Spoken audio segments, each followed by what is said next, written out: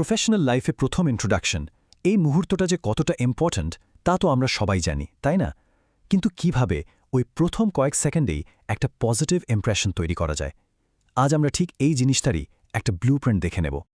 চলুন তো একটা প্রশ্ন দিয়ে শুরু করি নতুন অফিসে নতুন কলিগ নতুন দায়িত্ব কত কিছুই তো মাথায় ঘোরে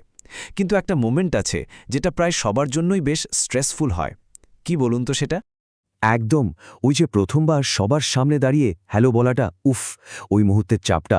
আমরা সবাই কিন্তু কমবেশি ফেস করেছি তাই না যখন পুরো ঘরের চোখ একজনের দিকে থাকে তখন ঠিকঠাক কথাগুলো খুঁজে পাওয়াই মুশকিল হয়ে যায় কিন্তু ঘাবড়াবেন না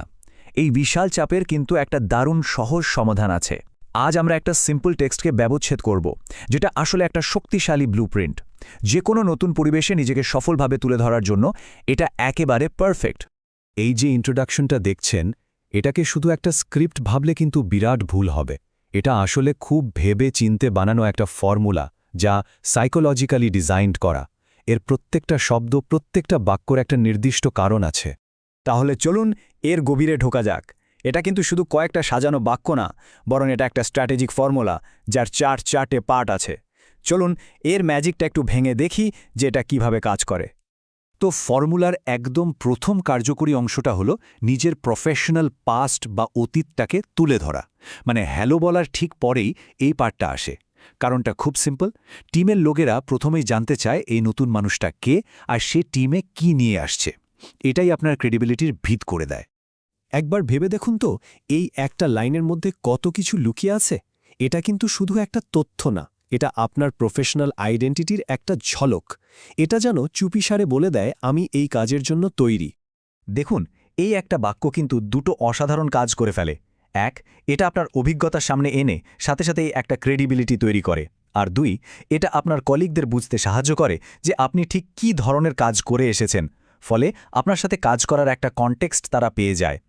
অতীতের ভিত্তিটা তৈরি করার পরেই এই ব্লুপ্রিন্টটা খুব স্মার্টলি ফোকাসটা ভবিষ্যতের দিকে ঘুরিয়ে দেয় কারণটা কি কারণ আপনি তো শুধু নিজের পুরনো গল্প বলতে আসেননি আপনি এসেছেন টিমের সাথে একটা নতুন গল্প তৈরি করতে এই কথাটা কিন্তু মারাত্মক পাওয়ারফুল এটা আপনার নতুন রোলে আপনার উদ্দেশ্যটা কি সেটা পরিষ্কার করে দেয় এর মাধ্যমে আপনি যে মেসেজটা দিচ্ছেন তা হল আমি শুধু জয়েন করিনি আমি প্রথম দিন থেকেই কন্ট্রিবিউট করতে এসেছি আর এই লাইনটা কি প্রমাণ করে এটা দেখায় যে আপনি অলরেডি এঙ্গেজড আপনি শুধু বসে থাকার জন্য আসেননি আপনি দলের লক্ষ্য পূরণের জন্য একদম রেডি মানে আপনি এখন থেকে দলের লক্ষ্যের একজন অ্যাক্টিভ পার্টনার হতে চলেছেন এখন আমরা আসছি টেমপ্লেটের একদম শেষ এবং আমার মতে সবচেয়ে জরুরি অংশে ক্রেডিবিলিটি আর উদ্দেশ্য তো দেখালেন কিন্তু শেষ ধাপ হল একটা হিউম্যান কানেকশন তৈরি করা কারণ দিনের শেষে কাজটা তো আমরা মানুষদের সাথেই করি তাই না ইন্ট্রোডাকশনের এই শেষ অংশটা কিন্তু দারুণ শক্তিশালী এটা শুধু একটা কথা বলা নয় বরং অন্যদের সাথে কানেক্ট করার জন্য একটা খোলা আমন্ত্রণ এটাই আপনাকে একজন সহযোগী আর টিম প্লেয়ার হিসেবে প্রতিষ্ঠা করে এই কথাগুলো আপনার ইন্ট্রোডাকশনটাকে একটা ওয়ান ওয়ে স্পিচ থেকে একটা টু ওয়ে কনভারসেশনের শুরু হিসাবে তৈরি করে এটা কোল্যাবোরেশনের দরজাটা খুলে দেয় আর আপনাকে একজন অমায়িক বন্ধুসুলভ কলিগ হিসাবে তুলে ধরে তাহলে আসল কথাটা কি দাঁড়ালো এই টেমপ্লেটের আসল পাওয়ারটা লুকিয়েছে এর স্ট্রাকচারের মধ্যে এটা কিন্তু র্যান্ডমলি সাজানো কয়েকটা লাইন না এর প্রত্যেকটা পার্টের একটা সাইকোলজিক্যাল উদ্দেশ্য আছে বিশ্বাস তৈরি করা লক্ষ্য দেখানো আর সবশেষে কানেকশন তৈরি করা তো এই হলো সেই সিম্পল কিন্তু পাওয়ারফুল ব্লুপ্রিন্ট